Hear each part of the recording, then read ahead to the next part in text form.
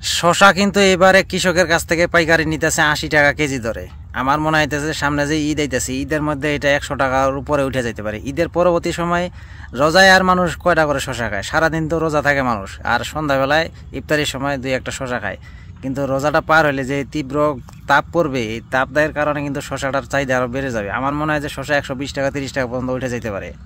তো প্রতি শতাংশে যদি আপনার আধা মন কইরাও যদি শশা কিন্তু একদিন পর পর তুলে আধা মন কইরা যদি প্রতি শতাংশে যদি আধা মন কইরা পাওয়া যায়, তাহলে কিন্তু ১ বিঘা মাটি মানে ৫০% মাটিতে কিন্তু প্রায় লাখ টাকার মতো শশা বিক্রি করা যায় যদি একদিন পর পর বিক্রি করা যায়।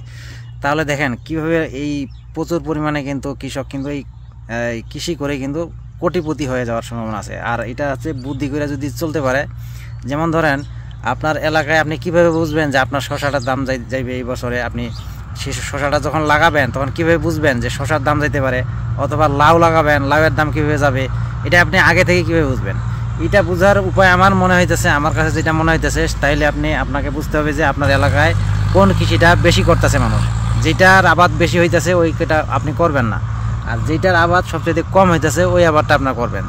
তাইলে কিন্তু আমার মনে হয় এতে সফল হওয়ার সম্ভাবনা বেশি আছে। কারণ যেই আবাদটা যদি কম হয় তাহলে ওটার যোগান কম হবে, যোগান কম হলে দাম বৃদ্ধি পাবে, এটাই কিন্তু স্বাভাবিক, এটাই নিয়ম।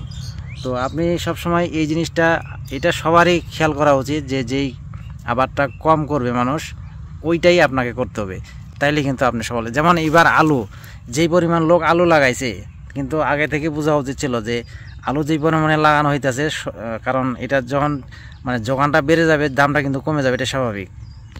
তো এখন আলু কিন্তু মানুষ নিয়ে কান্নাকাটি শুরু করছে, কোল্ড স্টোরে পর্যন্ত আলু নিতেছে না, বন্ধ করে দিচ্ছে গ্যাঞ্জামের জন্যে। তো এখন দেখেন আলু ১০ টাকা করে কেজি, ৮ টাকা করে কেজি, ৭ টাকা কেজি লেগে গেছে। তো এই জিনিসটা আমাদেরকে খেয়াল রাখতে হবে। আপনারা যখন কোনো কৃষি করেন, হুমড়ি খেয়ে পরে এটা করা যাবে না। হ্যাঁ, ধৈর্য ধরে বুঝে শুনে মাথা চিন্তা করে তারপরে আপনার সিদ্ধান্ত নিতে হবে যে আপনার কোন আবাদটা করা উচিত।